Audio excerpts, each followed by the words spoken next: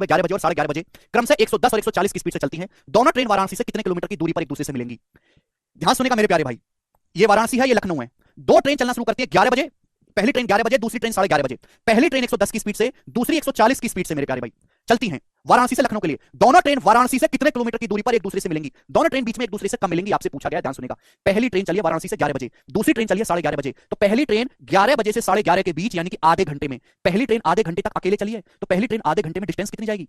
पहली ट्रेन की speed 110 kilometre बराबर है, आधे घंटे में जाएगी 55 किलोमीटर। तो पहली ट्रेन 55 किलोमीटर चलने के बाद यहां पर पहुंच चुकी है फर्स्ट ट्रेन। कितने की स्पीड चल रही है फर्स्ट ट्रेन? 110 की स्पीड से।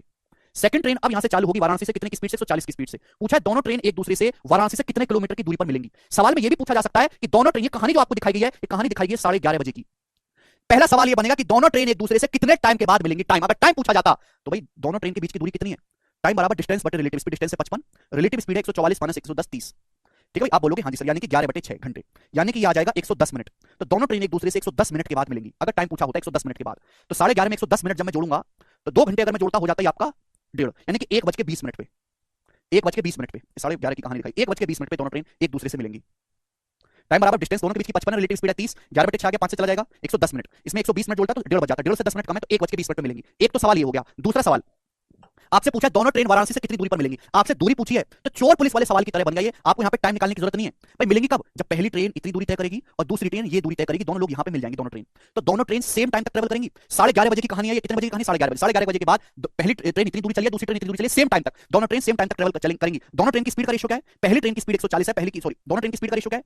पहली ट्रेन की स्पीड 110 है, दूसरी की 140 है, स्पीड का रेशियो 11:14 है। तो ये दोनों ट्रेन की स्पीड का रेशियो 11:14 है, तो दोनों ट्रेनों द्वारा चलेगी डिस्टेंस का रेशियो यही होना चाहिए भाई। 11:30 की पिक्चर दिखाइए, 11:30 के बाद दोनों ट्रेन सेम टाइम तक ट्रेवल करेंगी, सेम टाइम तक ट्रेवल करने के बाद यहां पे वो दोनों ट्रेन मिलेंगी। तो अगर टाइम सेम है तो जो उनकी स्पीड का रेशियो भाई उनके द्वारा चलेगी डिस्टेंस का रेशियो भी होगा।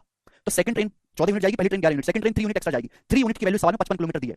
सेकंड ट्रेन फर्स्ट ट्रेन से 55 किलोमीटर एक्स्ट्रा ट्रेवल करते, 3 की वैल्यू 55 किलोमीटर। तो वाराणसी से कितनी दूरी पर मिलेंगी ये पूछा है। वाराणसी से कितनी दूरी पर मिलेंगी पूछा है, इसका मतलब सेकंड ट्रेन द्वारा चलेगी दूरी, ये दूरी पूछी है। सेकंड ट्रेन द्वारा चलेगी दूरी 14 यूनिट। 14 की वैल्यू क्या आएगी? एक की वैल्यू है 55/3, तो 14 की वैल्यू आपसे यहां पर पूछी थी, मल्टीप्लाई बाय 14, ये सवाल का आंसर आएगा।